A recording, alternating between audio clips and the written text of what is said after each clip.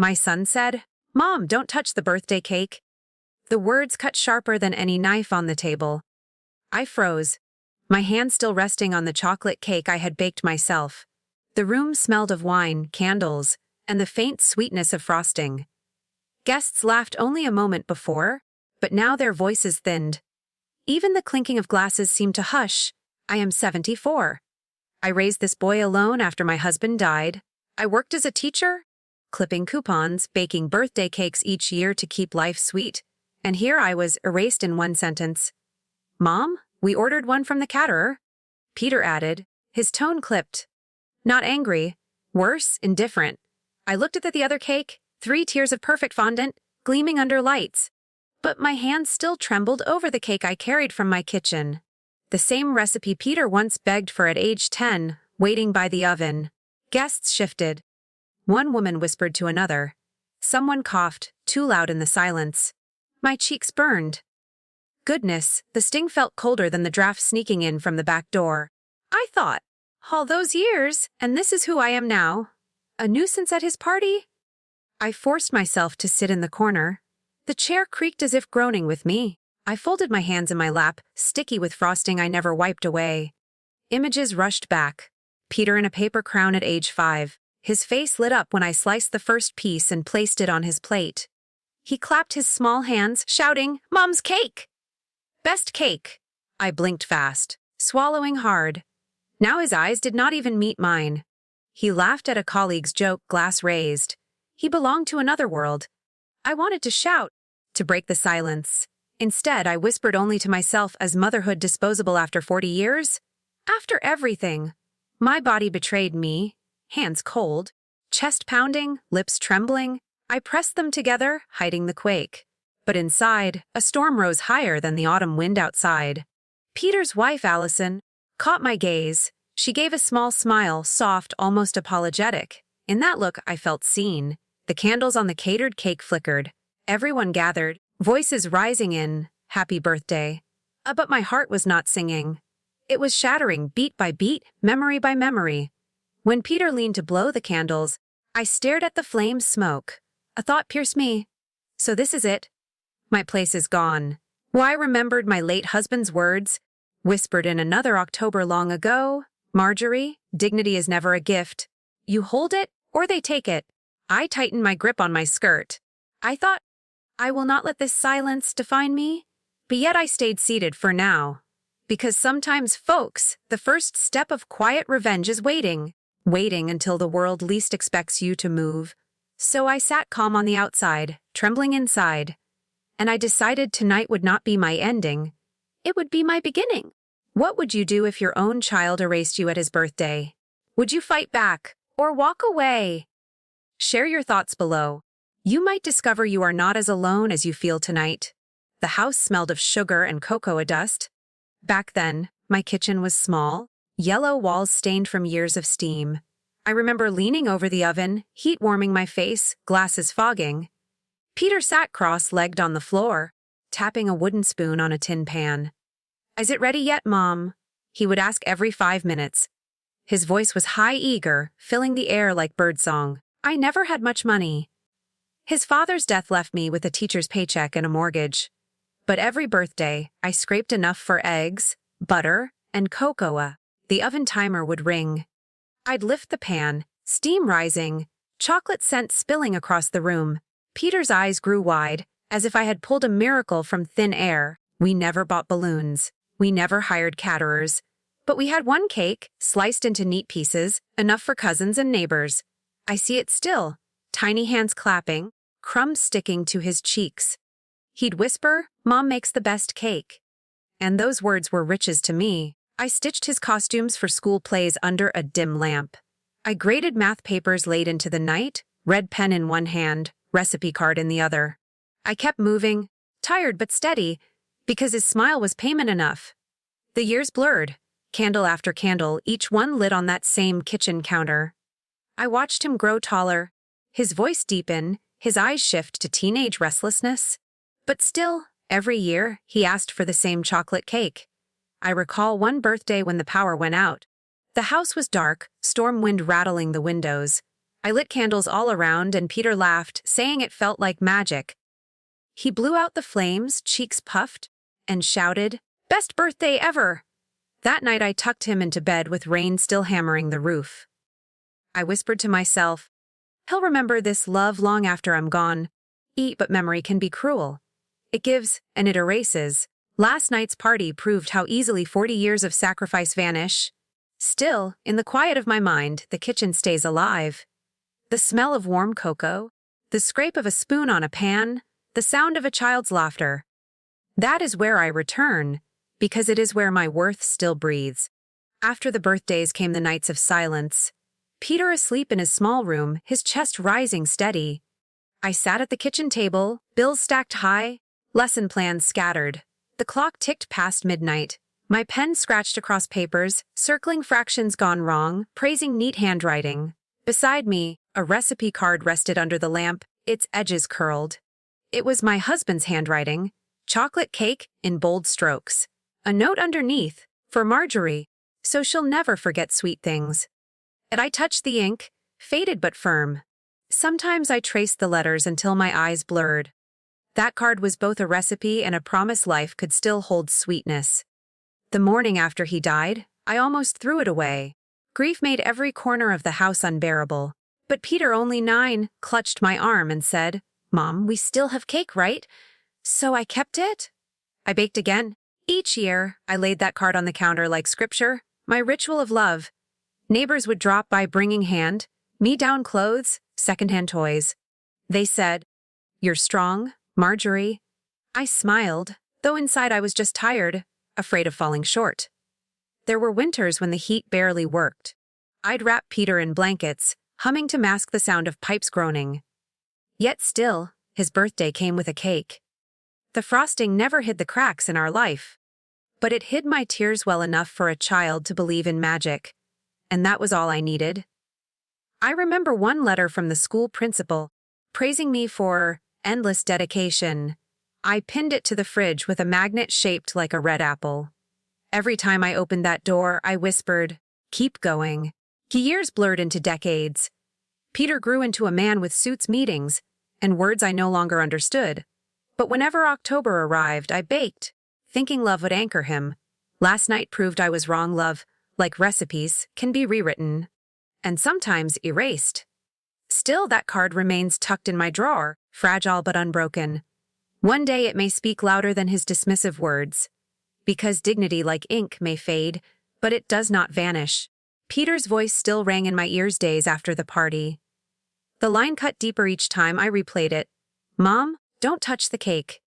It wasn't just about dessert, it was about belonging. A week later, he came by the house. The same home where he once learned to tie his shoes, where his father's photo still hung. But he didn't look around, didn't pause to honor memories. He stood by the doorway, coat still on, phone buzzing in his hand. "Mom," he said, "you should really think about downsizing. This place is too much for you now." His words sounded polite, but the edge was sharp. I forced a smile. "I'm fine here, Peter. The garden keeps me company." He shrugged. "Company? You mean weeds? It looks like you can't keep up anymore." Then he laughed, soft, careless, as if it were a harmless joke. But it wasn't harmless. It was a dagger disguised as small talk. I folded my arms, steadying myself. "You always loved that yard." I reminded him. "You used to kick the ball against the fence until the neighbors complained." He barely looked up. "Yeah, well, people grow up. Not everything from the past is worth holding on to." That sentence stung. Not everything from the past. Did that include me? My chest tightened. I turned to the kitchen, hoping to ground myself in familiar smells. But even there, I felt his judgment following me. He spotted the recipe card on the counter. The ink faded, but still legible. He lifted it between 2 fingers. "You still keep this old thing?" he asked, smirking. "Mum, nobody uses handwritten cards anymore." "There's an app for that." I snatched it back before his fingers could crease the paper. "It's not just a card," I whispered. "It's your father's handwriting." For the first time, he looked uncomfortable. He cleared his throat, slipped his phone back into his pocket. But the moment passed quickly. You're too sentimental, Mom. That's why people walk all over you. Then, with a shrug, he left. The door clicked shut, leaving me in the hush of ticking clocks. I held the recipe card against my chest, my heart beating too fast. I thought, so even memories are a weakness to him now. At that night, I sat in the armchair by the window. Streetlights flickered outside, snow beginning to fall. I stared at my reflection, seeing lines that had deepened since the party.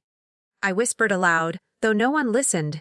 I may look small, but small things can cut the deepest. I closed my eyes, gripping the card, and promised myself, if he tried to erase me again, he would learn just how wrong he was. What would you choose if your own child belittled you in your own home? Would you seek justice or forgive?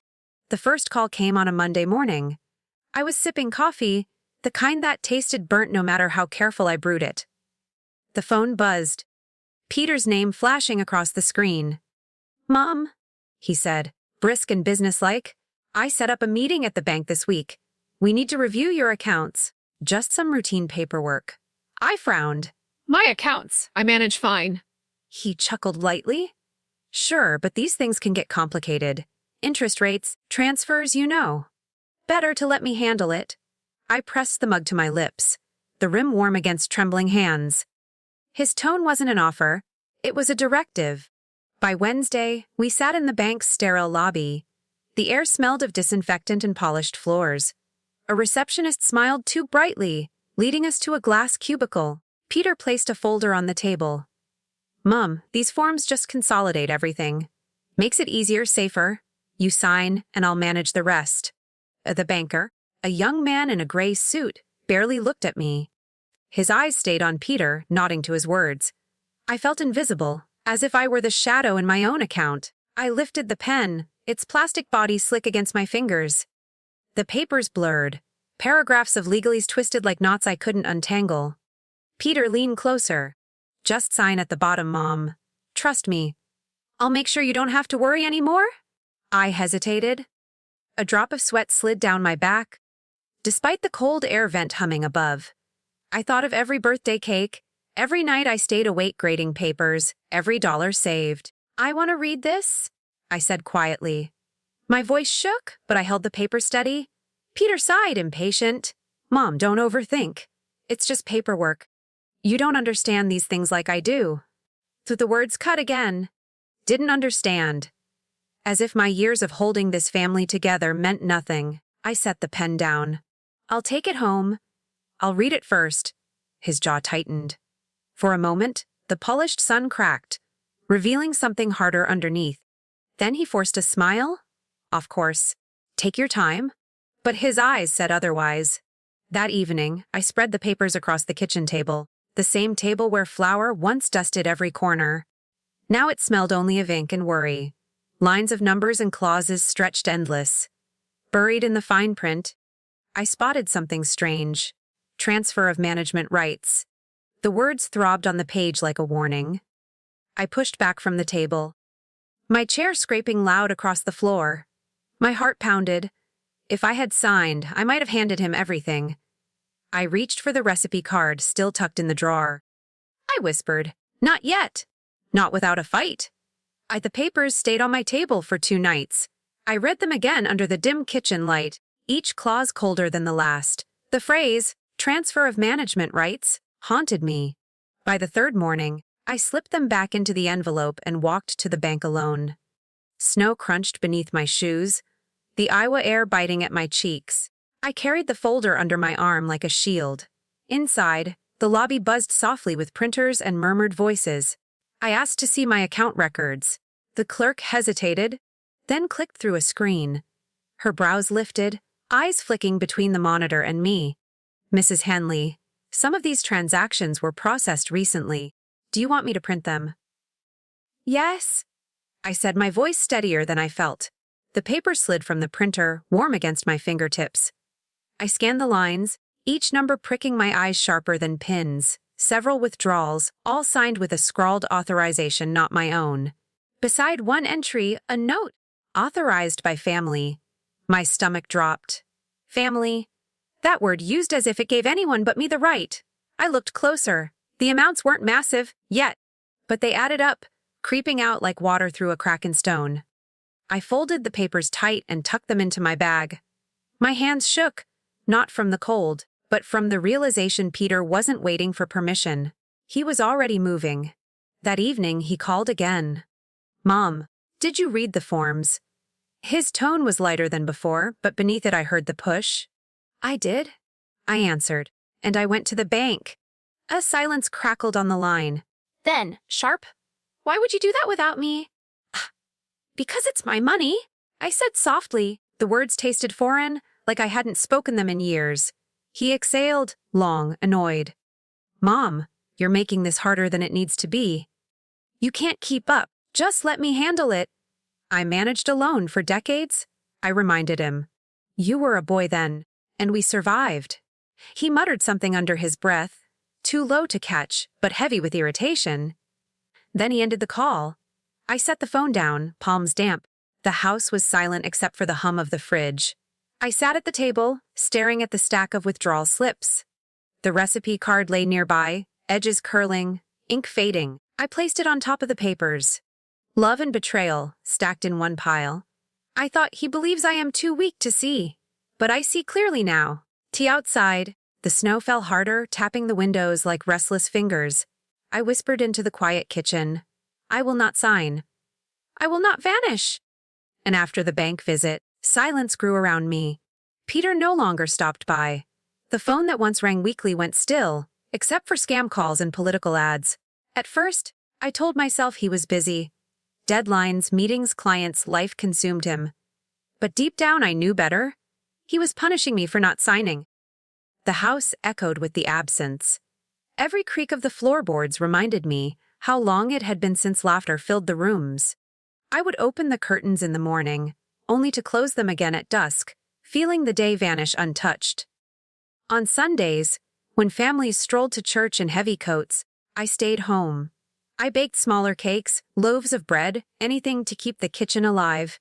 Yet most of it ended up wrapped in foil, stacked in the freezer, uneaten. One Thursday I overheard neighbors chatting in their driveway. "She seems so alone these days," one said. The words carried across the cold air like a verdict. Alone.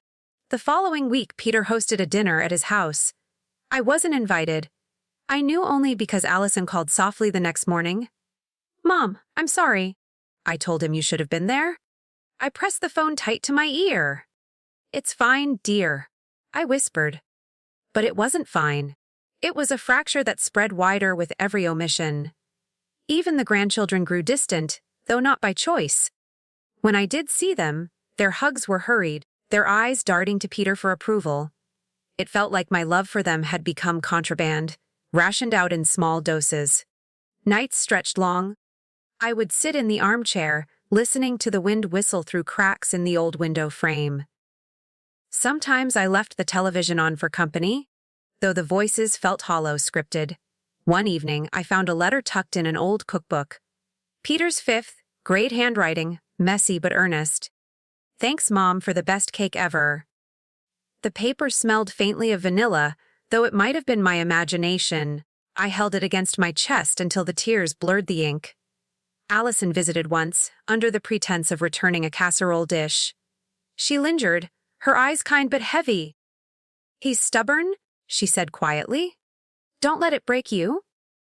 Her words wrapped around me like a thin blanket, not enough to warm completely, but enough to keep me from freezing. I offered her a slice of chocolate loaf. She accepted, eating slowly, as if savoring more than just the flavor.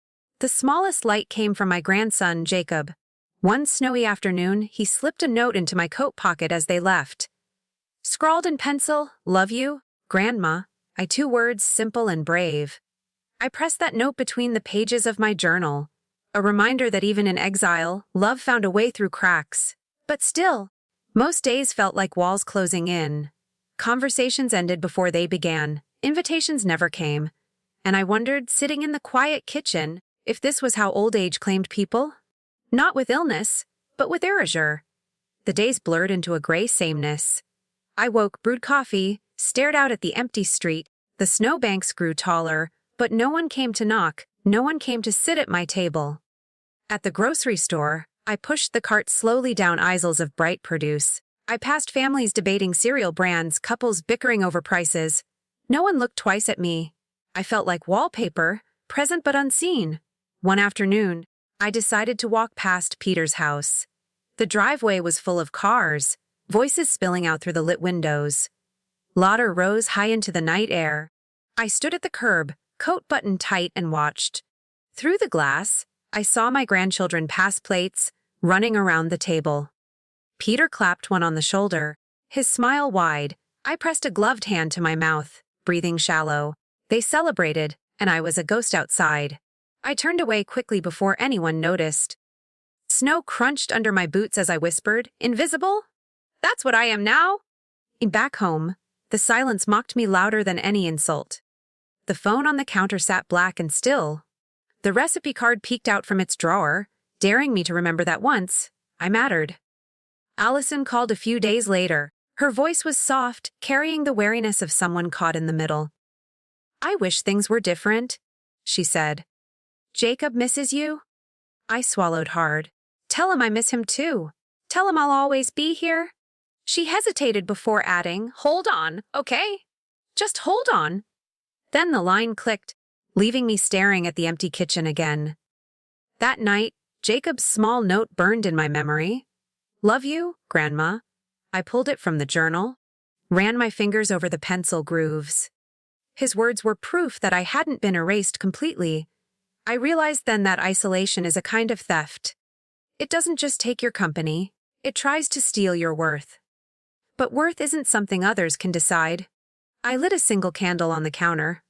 Its flame wavered, small but steady. The kitchen glowed warm again, just enough to fight the dark edges pressing in. For the first time in weeks, I whispered with conviction, "They may silence me, but I am not gone." Phew, and though the walls still closed tight, and though Peter's absence weighed heavy, a seed of defiance took root in the silence. The invitation came late. A single-line text from Allison, "Thanksgiving dinner at our place. Come if you'd like." No word from Peter. Not even a call. I nearly declined. But the thought of an empty table at home pressed too hard against my chest, so I put on my best navy dress, the one with pearl buttons, and carried a pie I baked myself. Pumpkin, spiced just right, the way Peter once loved as a boy. The night air bit cold as I climbed the steps to his house. Through the windows, I saw people already gathered, colleagues, neighbors, friends. Laughter spilled out like music I wasn't invited to dance to. When I stepped inside, the room barely shifted. A few heads nodded, but most eyes slid past me. Peter stood near the fireplace, glass in hand, talking loudly. "Mom," he said, as if remembering at the last second, "you can set the pie in the kitchen." No welcome hug, no warmth, just instructions. I placed the pie down carefully, the crust still warm. My hands trembling from the sting. The kitchen smelled of roasted turkey, buttery rolls, cinnamon cider. Yet the scent that once meant family now made me feel like an intruder. As dinner began, plates passed quickly around the table. I found myself at the far end, squeezed beside a guest I didn't know. When I reached for the mashed potatoes, a young man chuckled. "Careful, don't let her spill." "Older hands, you know?" The table laughed. My cheeks flamed. Peter didn't defend me. He smirked, then changed the subject. I chewed slowly, tasting nothing but salt and shame. I remembered the countless Thanksgivings when I stretched my paycheck to feed everyone, when the same boy now laughing once licked whipped cream from his nose, shouting, "Best pie ever, Mom!" The turkey passed me twice without pause. I had to reach, nearly knocking my glass. No one noticed, no one offered. Conversation swirled around me like a storm I couldn't enter. Promotions, vacations, private jokes I no longer understood. Every laugh felt like a nail, hammering me further into invisibility. At last Allison caught my eye from across the table. Her glance was kind, steady. She mouthed, "You okay?" I nodded, though my throat ached with unspoken words. Then it came, Peter standing to toast. He raised his glass high. "To family," he said, "and to making room for new traditions." His eyes skimmed over me, not stopping, the message clear. Old traditions, me, were no longer needed. Applause followed, loud and cheerful. I set my fork down, my appetite gone. I folded my hands, nails digging into my palms. But quiet does not mean weak. I rose slowly, lifting the pie I had brought. The crust cracked under the knife as I cut a neat slice. Silence, sudden, curious. I carried the slice not to Peter, not to any guest, but to Allison. I placed it in front of her, my hand steady now. She looked up, eyes shining, whispering, "Thank you, Mom." The word echoed louder than any toast. Mom. Around us, chatter dimmed. For the first time all night, the room felt my presence. I had spoken without words, and everyone heard. Would you stay silent if your dignity was stripped at the table? Or would you find a way to speak without shouting? Share below. Because your voice, like mine, still matters. The silence stretched long after Allison spoke. Her whisper, "Thank you, Mom," still trembled in the air. Guests glanced at one another, unsure whether to smile or frown. Peter cleared his throat. "All right, everyone, let's get back to dinner," he said too quickly. His voice had an edge, like a crack in glass. But the room didn't return to normal. People shifted, forks scraped plates, conversations faltered. That one slice of pie had changed the rhythm. I sat back down, my chair creaking softly. I didn't raise my voice, didn't argue. Yet my presence had finally landed like a stone in still water. Across the table, a woman leaned toward Peter. "Your mom has quite the flair for drama," she murmured. He forced a laugh, brushing it aside, but his eyes darkened. I looked down at my hands, crumbs dusting my fingertips. They were old hands, yes, but steady enough to slice truth into silence. I folded them neatly in my lap, letting calm speak for me. Allison took a small bite, then looked around the table. "It's perfect," she said. Her tone was firm, deliberate, meant to be heard. Jacob, sitting beside her, reached across the table. "Grandma, can I have a piece too?" His voice rang clear, young and unfiltered. The request cracked the last veneer. Several guests stared down at their plates, ashamed. Peter pressed his lips thin, then poured more wine as if drowning the moment. I cut another slice, placed it on Jacob's plate. He grinned, chocolate smudging his mouth, and said what I once thought lost forever. "Grandma makes the best pie." My chest ached with both pain and pride. 40 years of sacrifice condensed into those few words. I blinked quickly, refusing to let tears fall in front of them. Peter raised his glass again, louder now, almost shouting, "To moving forward." Some guests clapped, but their cheer sounded hollow. I stayed seated, my back straight, my voice unspoken but strong. Let him toast? Let him talk. I had already claimed the only toast that mattered. When the plates cleared and coats were fetched, I gathered mine quietly. At the door, Allison pressed my hand. Her eyes said more than words could. "Stay strong. Don't let them erase you."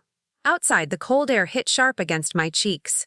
The street glittered with frost, breath rising white in the night. Behind me, laughter resumed faintly, but it no longer crushed me.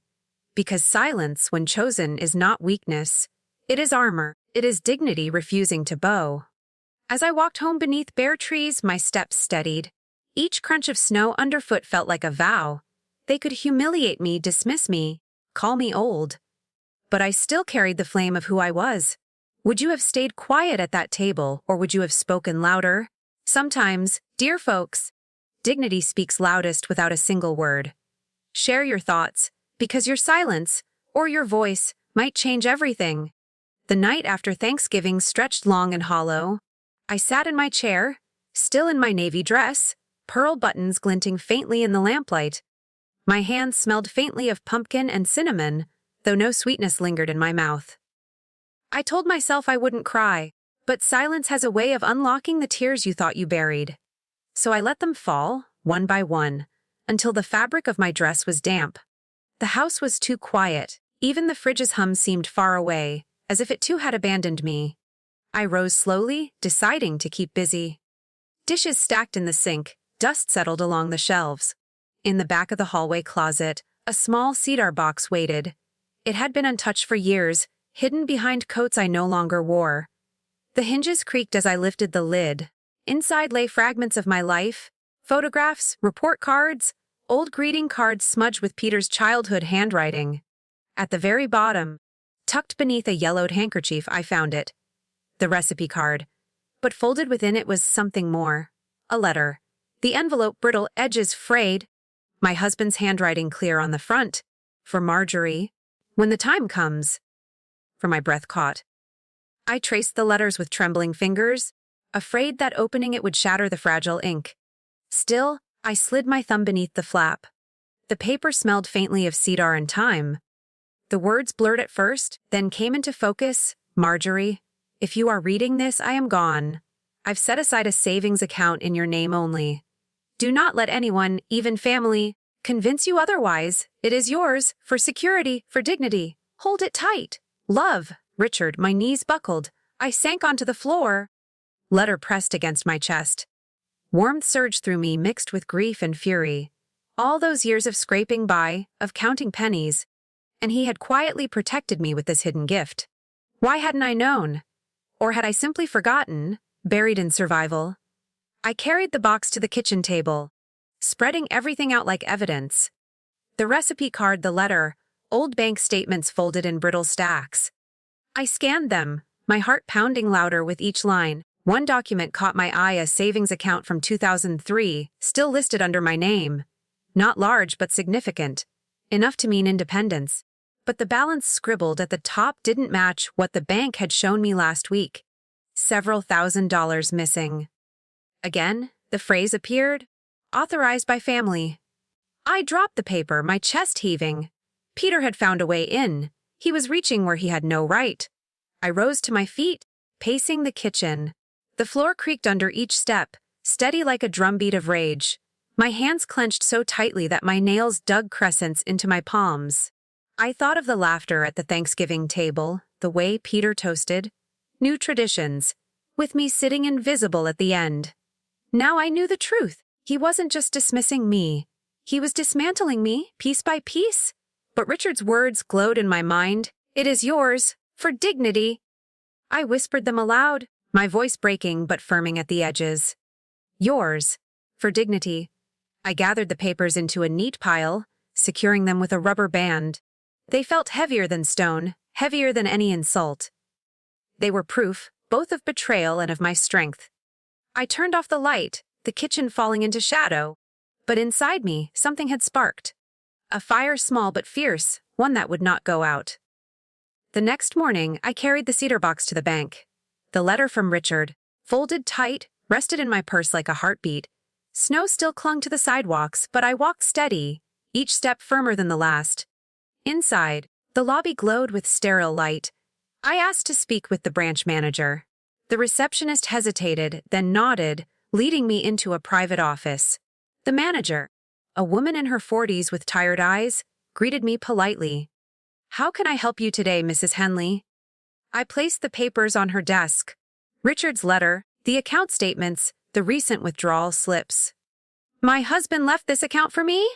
I said, my voice controlled. "But someone has been tampering." She studied the documents, her brow furrowing. "This account is indeed under your sole name," she confirmed. "No one else should have access without explicit authorization." Her fingers tapped the keyboard. Lines of numbers scrolled across her screen, reflecting in her glasses. Then she stopped, her lips pressed into a line. "There have been withdrawals," she said carefully. "Within the past 6 months. All signed as authorized by family." My stomach tightened, though I had braced for it. "Who approved them?" I asked. She hesitated. "The signature doesn't match yours." "It matches someone else." She turned the screen slightly, showing me a scrawled, uneven attempt at my name. I knew instantly. Peter, my son, forging my hand, reaching into what Richard had safeguarded for me. The room tilted for a moment. I gripped the edge of the desk until my knuckles whitened. "Is there proof?" I asked quietly. She nodded. "We keep copies of every withdrawal slip. I can request them for you." I exhaled slow and heavy. The words of Richard's letter echoed again. "Do not let anyone, even family, convince you otherwise." Even family. He had known. He had seen the possibility long before I dared. The manager leaned closer. "Mrs. Henley, do you want us to freeze the account temporarily? Until this is sorted?" I stared at the pile of papers, at Richard's handwriting beside the false scrawl of Peter's. One voice of love, one voice of betrayal. Yes, I said at last. Freeze it, every cent stays under my name. No one else touches it again. She tapped the keys, decisive. It's done. I gathered the documents, sliding them back into my purse. The leather felt heavier now, as if carrying not just money, but proof. Proof of who my son had become, and proof of who I must become. When I stepped outside, the cold wind hit like a slap, sharp and cleansing. The street bustled with strangers hurrying past, but I felt strangely apart from them. The world had shifted. I was no longer only a mother. I was a woman holding evidence. Holding fire. As I walked home, I whispered into the wind, "You thought I wouldn't see Peter. But I see everything now." The snow crunched beneath my boots, steady as a drumbeat. Each step carried me closer, not to despair, but to decision. The time for quiet watching was ending. The time for quiet justice was beginning. The night dragged its feet across the floorboards. I lay awake, eyes fixed on the ceiling, while the shadows shifted with every gust of wind outside. The clock ticked, each second echoing like a hammer against my chest. Sleep would not come. How could it, with Richard's words still burning behind my eyelids? Do not let anyone, even family, convince you otherwise. I turned onto my side, pulling the quilt tighter around my shoulders. The fabric smelled faintly of lavender, the last sachet I'd tucked into the closet months ago. But the scent didn't soothe me. It mocked me, reminding me of a calm I no longer had. Peter's face floated in my mind, not as the boy with frosting smeared across his nose, but as the man who smirked at the Thanksgiving table. The man who signed my name without hesitation.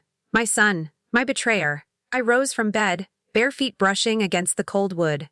In the kitchen, the dim light above the stove glowed weak and yellow. I poured water into the kettle, the hiss of gas breaking the silence. As I waited for the boil, I laid the papers on the table again. The forged signature stared at me, clumsy and cruel. Beside it, Richard's letter felt like an anchor in a storm. I traced his handwriting with my fingertip. He had trusted me to guard my own dignity, and I had nearly let it slip through my hands. The kettle whistled sharply. I poured the steaming water into a mug, watching the tea leaves swirl. Steam rose, clouding my glasses, blurring the edges of my world. I remembered the nights after Richard died. How I sat in this very kitchen, grading papers with red ink while Peter slept down the hall. Back then, exhaustion was my companion, but hope was always near. I believed each sacrifice would carve out a better future for him. And now, that future had turned on me, sharp and merciless. The boy I fed, clothed, and guided had carved my name into lies. I pressed the mug to my lips, the heat biting my tongue. Bitterness coated my mouth, thicker than any tea. I set it down untouched. The refrigerator hummed, the old house groaned. I thought of every insult Peter had let slip in recent years. "Mom, don't touch the cake." "Ugh, careful with the dishes, older hands." "Set it in the kitchen." Each phrase stacked, building a wall of dismissal. And behind that wall, he thought I would disappear. I closed my eyes, whispering to the empty room, "You don't erase me that easily." Heat the hours bled into one another. I paced the living room, fingers trailing over the backs of chairs, pausing at photographs on the mantel. There was Peter at 5, grinning with 2 missing teeth. Peter at 12, holding a baseball trophy. Peter at 18, shaking hands at graduation. I touched the glass, my reflection overlapping his. I had poured myself into him, and he had poured me out like yesterday's water. The sky outside shifted from black to blue, gray. Birdsong trembled faintly through the window. I returned to the kitchen, sat at the table once more. The papers lay in front of me, the letter, the statements, the proof. My hands no longer shook when I picked them up. I slid them into a folder, snapped it shut. The sound was final, decisive. As the first pale light of morning touched the curtains, I whispered, "Nuff." I rose, spine straight, shoulders squared. The woman who sat at that table the night before had been broken. The woman who stood now was awake. And awake meant ready. Morning smelled like wet stone and stale coffee. Gray light slipped under the curtains. I had not slept, but my mind was clear. The radiator sighed once, then fell quiet. I dressed in wool pants and a cardigan. At the table, I opened a notebook and drew a line. Left side what he took. Right side what I keep. My pen dragged slightly, ink pooled at the corners. Under took. I wrote respect room at the table, my name. Under, keep. I wrote evidence, the house, the account, my voice. At 9, I called the bank manager. Please prepare copies of all withdrawal slips, I said. And a written note confirming my sole ownership? Of course, she replied. Come this afternoon. We'll have everything ready. I set down the phone and touched Richard's letter. The paper was thin, the ink stayed bold. For dignity, I whispered, both prayer and promise. I pulled a shoebox from the closet. Inside, I placed the letter, statements, and my notebook. I wrapped the box with twine and labeled it Keep. The house ticked around me. At noon, I walked to the post office. The air bit my nose, snow squeaked underfoot. I rented a small P.O. box. Mail goes here now, I told myself. Bank papers only. Back home, I shredded old envelopes. My phone buzzed. Peter. I let it ring, then stop, then ring again. I answered on the third call. His voice was practiced, smooth as glass. Mom, we should wrap up those forms. Today. No, I said. I'm reviewing with the bank. A beat of silence. Then the glass cracked. Why are you making this difficult? Because it matters, I replied. It's my name. He exhaled sharp. Fine. Tomorrow. Then. Not tomorrow, I said. I'll let you know. I ended the call before he could argue. My hands shook after, but only for a minute. Then they steadied, palms flat on the table. I wrote another list, people I trust. It was a short list. Allison, the bank manager, myself. I added one more line, attorney. I did not know a name yet. The question mark felt like a door. By mid-afternoon, the branch smelled of toner and lemon cleaner. The manager slid a folder toward me. Inside lay copies of every forged slip. She added a form. Fraud alert on file, she said. Your account is locked. No access except you. Thank you, I told her. On the way home, wind pushed at my coat. Des Moines winter does not ask permission. At my counter, I spread the documents like a map. I circled dates and drew arrows. 6 months? Small amounts. Growing bolder. I wrote a sentence at the bottom of the page. He thinks I will not notice until it is gone. I put the page into the shoebox. I slipped the post office key onto a ribbon. I tied the ribbon around my wrist. Dusk arrived early, the radiators clicked. Shadows climbed the yellow walls. The room smelled faintly of paper and dust. I stood at the window and breathed the draft. Cars hissed over packed snow. A dog barked, then quiet. Richard, I said softly, I am holding the line. My reflection looked older, yes. It also looked precise. I turned off the kitchen light. The room held its shape without me. I did not feel small in the dark. Tomorrow, I would call an attorney. Tomorrow, I would change passwords and move the rest. Tonight, I would sleep with the folder under my pillow. The plan was not loud. It was clean. It was mine. The morning light crept through my blinds, painting thin stripes across the kitchen table where stacks of envelopes waited. My hands, once steady with chalk and textbooks, now trembled slightly as I unfolded each bank statement. The numbers told their story. Withdrawals I never approved, payments I never saw, debts created without my consent. For weeks I had lain awake, wondering if it was my fault, if I had been too trusting, too blind. But that morning, the fog of grief lifted into clarity. Peter and Rachel had been feeding from accounts they assumed I never checked. They mistook my silence for weakness. I brewed a pot of coffee, the bitter aroma filling the small kitchen, grounding me. With each sip I steadied my breath. I pulled out a yellow legal pad and began to write, not notes for a classroom, but a plan. Each line carried the weight of quiet justice. First, I listed every account, every safe deposit box, every piece of property I still legally owned. My late husband had been meticulous. His trust in me was carved into signatures notarized years ago. I would not let those papers gather dust. Second, I resolved to end the automatic transfers Peter had arranged, payments that slipped out of my pension as though invisible hands reached into my pocket each month. That very afternoon, I drove to the credit union. The young teller glanced up at me, surprised by the firmness in my voice when I said, I want to stop these transfers, today. As she hesitated, as if unused to women my age asserting control. But I held her gaze, steady and unyielding, until she typed swiftly and confirmed the changes. Walking out into the crisp Iowa air, I felt lighter. The first chain had been broken. Back home, I opened the cedar chest that smelled faintly of lavender sachets. Inside lay letters from my husband, copies of deeds, and the original recipe cards stained with cocoa and butter. I ran my fingers over them like old friends. Among the papers was the one I needed most. A notarized amendment from 2008 declaring me sole owner of the farmhouse. Rachel had once hinted that the house was family property now, but this paper proved otherwise. I slipped it into a manila folder labeled Simply Proof. The days that followed became my quiet rehearsal. I smiled when Peter bragged about his new investments, though I knew they were built on my stolen funds. I nodded when Rachel mocked my old recipes, even as I tucked copies of her text messages into a growing file. One evening, after they left the house without saying goodbye, I dialed Emily.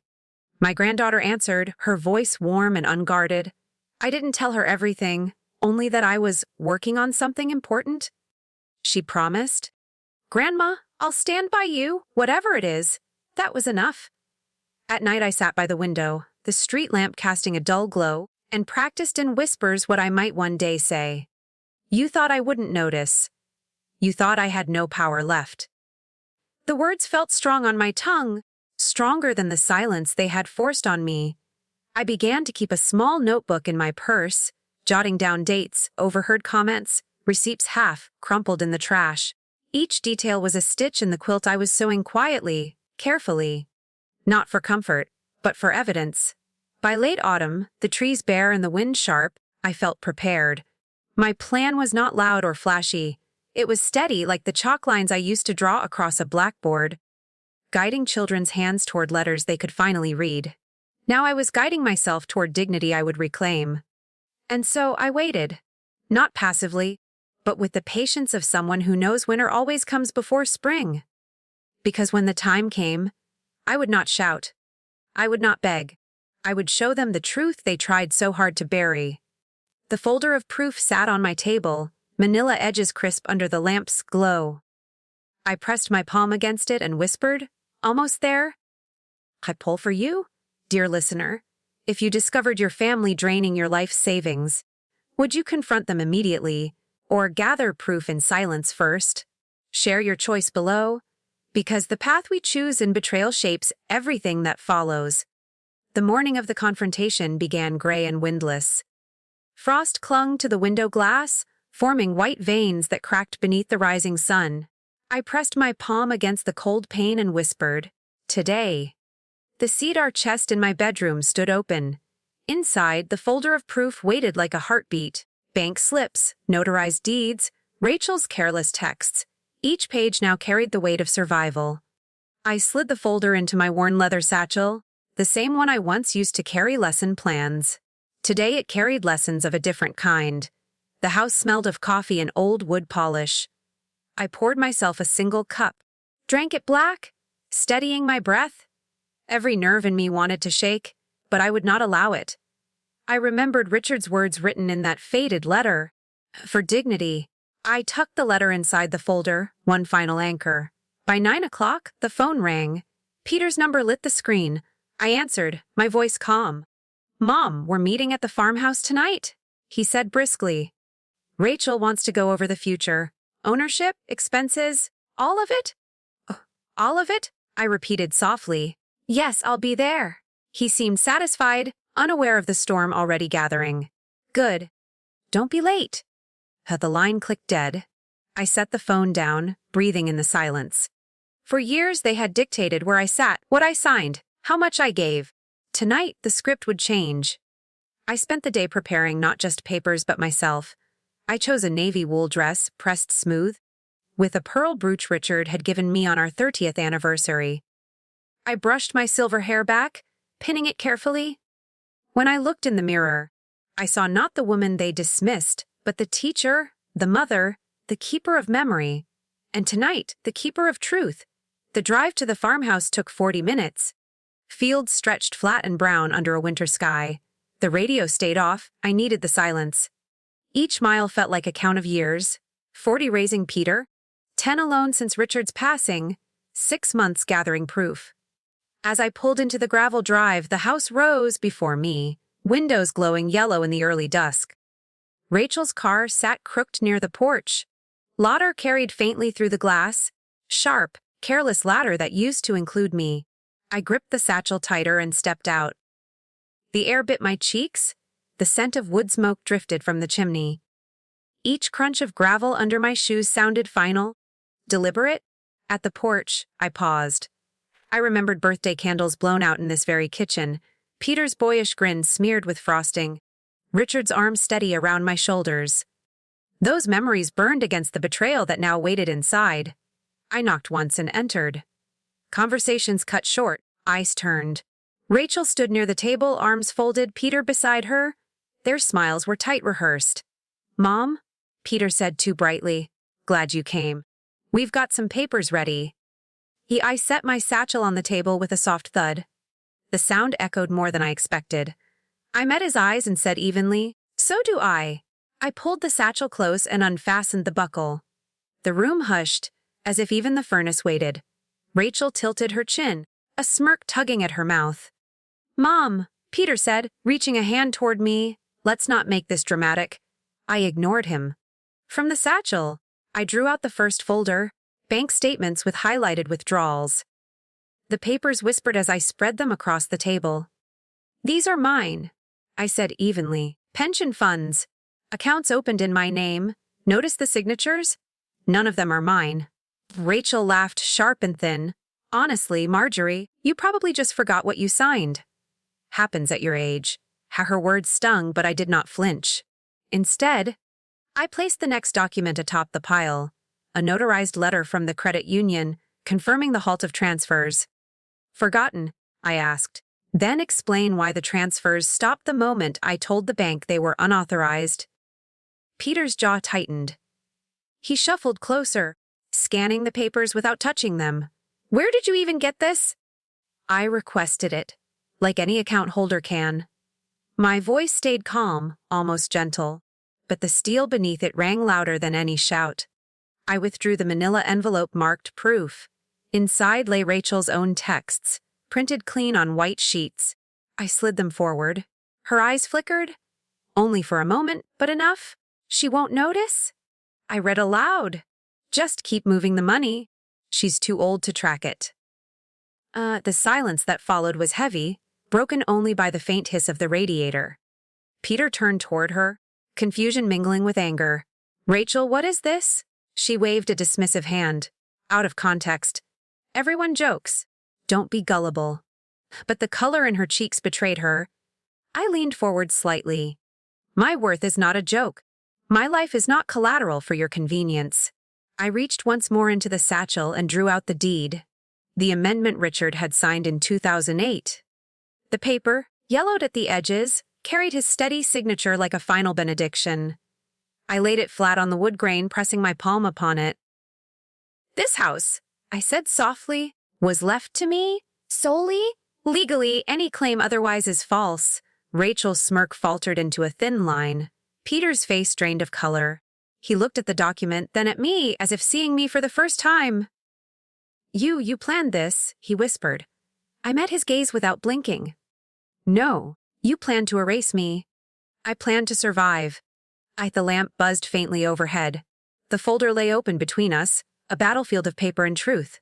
I folded my hands, steady despite the storm racing through my chest. "Now," I said, my voice low, final, "we will speak honestly." The weight of silence pressed on every wall. Rachel's folded arms trembled, though she tried to disguise it with a sneer. Peter stared at the deed as if it were written in fire.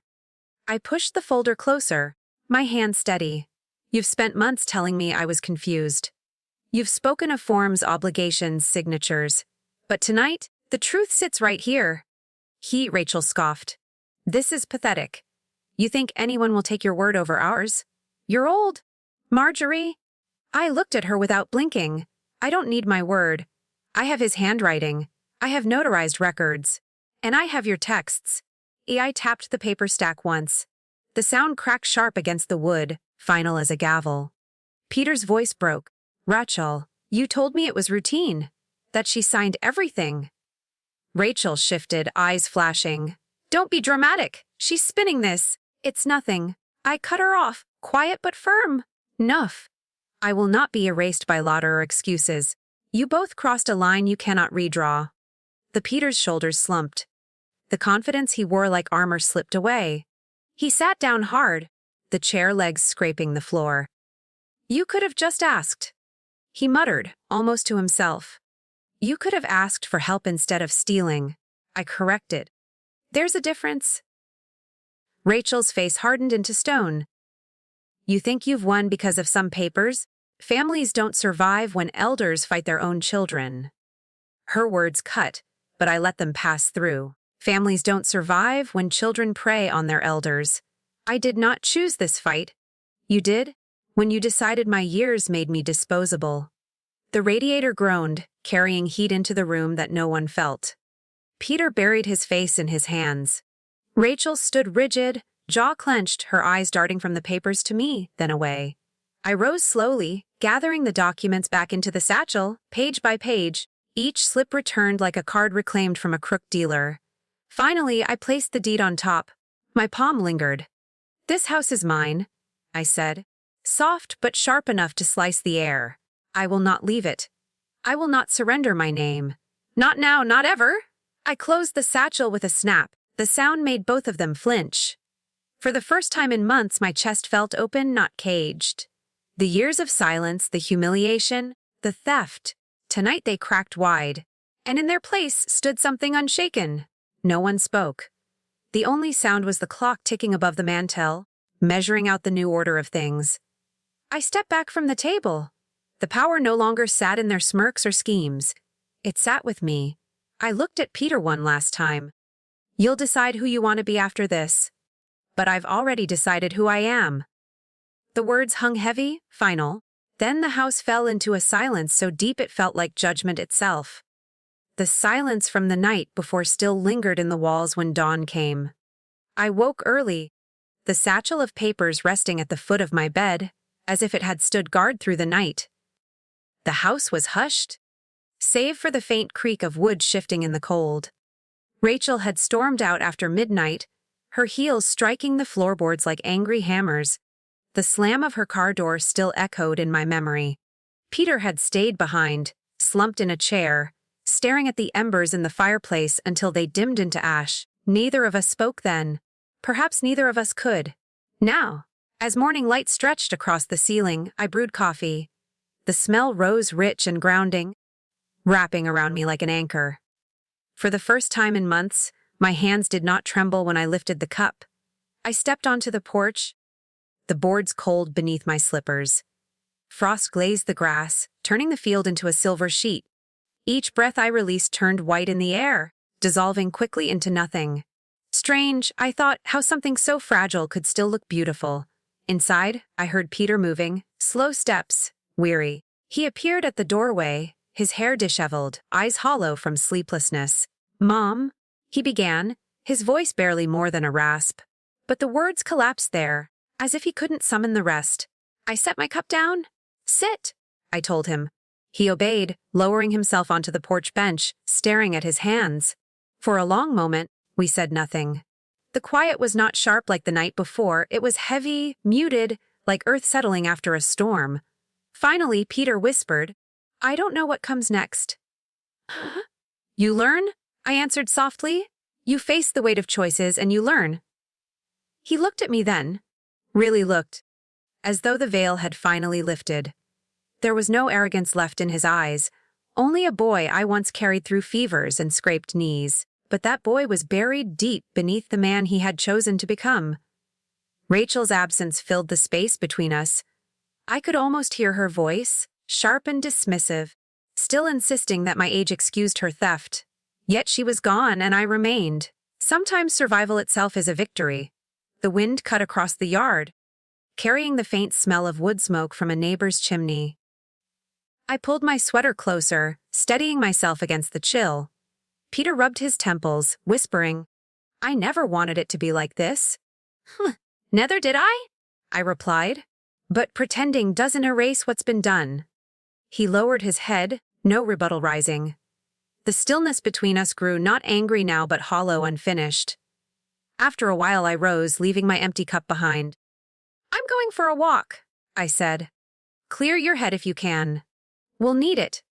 I stepped down the porch steps, boots crunching into the frozen ground. Each step away from the house felt like a step into air I could finally breathe. The cold stung my cheeks, but I welcomed it. It was honest, unlike the smiles I had endured for too long. The path along the field stretched out before me, endless and quiet. For the first time in years, I felt the weight of my own presence. Not as a burden, not as an afterthought, but as myself. And in that calm, beneath the pale morning sun, I knew the worst storm had passed. The frost crunched beneath my boots as I followed the path that curved along the edge of the field. The sun had risen higher, spilling pale light over the trees, and the cold air bit my skin awake. Each breath carried away a fragment of heaviness I had held for too long. I remembered birthdays past. Peter's small hands clapping when I brought out a cake, his eyes shining brighter than the candles. Those memories had once been warm, now they burned, edged with sorrow. Still, they reminded me of the truth I had given, I had loved, and that mattered even if others chose to forget. The quiet stretched around me, broken only by the distant caw of crows. It felt like the world itself paused, waiting for me to decide where I would stand next. I realized I was no longer waiting for anyone's permission to breathe freely. By the time I circled back toward the house, the morning had softened. Smoke drifted thinly from the chimney, though I hadn't lit a fire. Peter must have tried to stir warmth into the silence left behind. He was still on the porch when I returned, shoulders hunched, eyes rimmed red.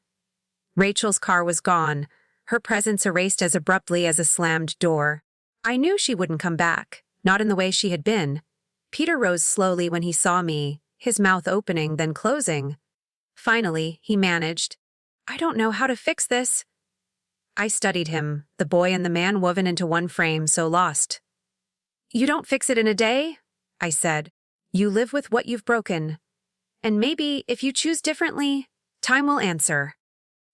He swallowed, gaze falling to the ground. There was no defiance left, no slick excuses. Only quiet reckoning. For a moment, I almost reached out to touch his hand. But I let the impulse pass. Healing would not come from my grasp this time. Inside, the rooms waited, unchanged yet no longer familiar. I moved slowly through the kitchen, my fingers brushing the worn counter. This house had sheltered me, betrayed me, and finally reminded me of my own strength. I opened a drawer, pulling out a small notebook. One I had kept for years, filled with recipes, bills, and scattered thoughts. I slipped it into my satchel. Not for him, not for Rachel. For me. When I stepped back outside, Peter was still standing by the porch rail. I paused beside him, the winter light washing both our faces pale. "I'll be leaving soon," I said evenly. "This house is mine, but my life doesn't have to stay here. I need air beyond these walls." He nodded once, unable to meet my eyes. The wind lifted, carrying with it the scent of ash and pine, a reminder that seasons always shift, whether we're ready or not. I descended the porch steps, each one lighter than the last. Behind me, the silence deepened, but ahead stretched something different. Not emptiness, but space. Space to choose. Space to live without apology. And as the cold morning opened wide, I carried that calm with me, a promise of what was still to come. The cottage sat at the edge of a quiet lake, its windows catching the pale shimmer of morning water. I had found it through an old acquaintance, a retired teacher like me, who said, "It's small, but it's yours." When I turned the key and stepped inside, the silence didn't feel heavy anymore. It felt chosen. The room smelled of cedar and dust, a kind of honesty that city air no longer carried. I opened the curtains wide, letting sunlight spill across bare floors. The lake reflected it back, as if the world itself welcomed me. That first night, I unpacked slowly, not the boxes of old china or furniture, but the pieces of myself I wanted to keep, my recipe notebook, a framed photograph of Peter as a boy, holding up a crooked birthday cake, and one letter I had written to myself years ago, reminding me never to forget my own worth. I placed them on the shelf, not as relics but as anchors. This was no shrine to grief. It was the start of living with intention. Days fell into a gentler rhythm. I baked bread in the mornings, the smell warm and grounding. I walked the shoreline at noon, the water lapping softly against the rocks. Evenings, I sat at the wooden desk by the window, writing down pieces of memory before they slipped away, not for judgment, not for apology, but for legacy. Sometimes Jacob visited with Allison, his laughter filling the small rooms like bells. He would tug at my hand, asking for stories about when his father was small. I told them gently, weaving truth with love, reminding him that family is more than mistakes. His wide eyes drank in every word, and in those moments I felt the thread of future tying itself firm. The nights were the hardest at first. The house creaked, the wind pressed against the eaves, and loneliness tried to slip through the cracks. But I lit a candle, let its flame burn steady, and whispered to myself, "You are not invisible. You are here." With each passing day, the ache of betrayal dulled into something else, an old scar that no longer stung when touched. I had survived the storm, endured the humiliation, and walked out intact. Now, on the quiet shore of this lake, I was building something no one could take, peace that was mine, dignity that was untouchable, and a story that would outlast bitterness. The weeks turned into months, and the cottage no longer felt borrowed. It breathed with me. The lake mirrored each sunrise, a reminder that even endings can be gentle if we allow them to be. I began collecting my stories, scribbled notes, recipes, fragments of conversations long past. I bound them together in a simple leather journal. On the first page I wrote, "For Jacob," so he will always know where he comes from and how dignity is never lost. Each entry was small, memories of laughter, of quiet evenings, of storms weathered. I didn't hide the pain, but I always ended each piece with the thread of resilience, because I wanted him to see not just what broke me, but what built me again. Sometimes neighbors stopped by, women my age, carrying pies or seedlings for the garden. We shared coffee at the porch table, our voices weaving into a new kind of family. They didn't ask me to prove my worth. They saw it in the way I stood, in the calm I carried. One evening, Allison came alone, her eyes soft. She held Jacob's hand, drawn picture me standing by the lake with a wide smile. "He wanted you to have this," she said. I traced the crooked lines, my throat tight. That small drawing said more than words ever could. Children, after all, see truths adults often bury. As seasons shifted, I planted flowers along the cottage path. Lilacs, roses, marigolds, the kind that bloomed bright and stubborn. Every petal was a whisper you endured, you healed, you claimed your place.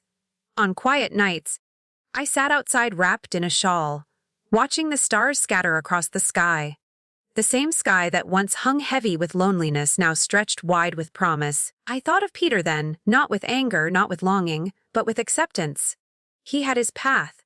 I had mine. The final lesson was simple. Though it took a lifetime to learn, we are never invisible unless we surrender ourselves. And I was done surrendering. The cottage glowed behind me, its windows spilling warm light across the yard. I breathed deeply, the cool air filling my chest, steady and unbroken. Some stories end with revenge. Mine ended with healing. And healing, I realized, is the greatest legacy I could leave. When I look back now, it isn't the sting of betrayal that lingers. It isn't Peter's cold words, or the humiliation of being treated like a burden. What stays with me are the moments I chose not to break. They wanted me silent, small, erased. But instead I stood, slice of cake in hand, and reminded everyone that love cannot be ordered away like catering. I discovered that justice doesn't always roar. It can arrive in quiet choices, in dignity reclaimed without apology. There were nights I thought I would vanish into grief. Yet each morning came, asking me to rise again. Through loss, humiliation, and abandonment, I found a truth I wish I had known sooner. We are never invisible unless we let others convince us so. The cottage by the lake gave me air to breathe. The journal I left for Jacob became more than stories. It became a map, showing him how strength is passed down, how scars can turn into lanterns. And in the laughter of new friends, in the blooming of stubborn flowers, I realized legacy is not wealth or property. It is the courage to heal, to stand again, and to leave behind proof that we endured. Peter will carry his own reckonings. Rachel has vanished into her choices. But I, at 74, walk freely. I carry no shame. My life is not reduced to what was taken from me. It is defined by what I chose to claim. So this is my ending. Not bitter, not broken, but whole. I leave behind not just recipes and stories, but a lesson carved deep that even after betrayal, a woman can rise, heal, and write her own final chapter with grace. And that is enough.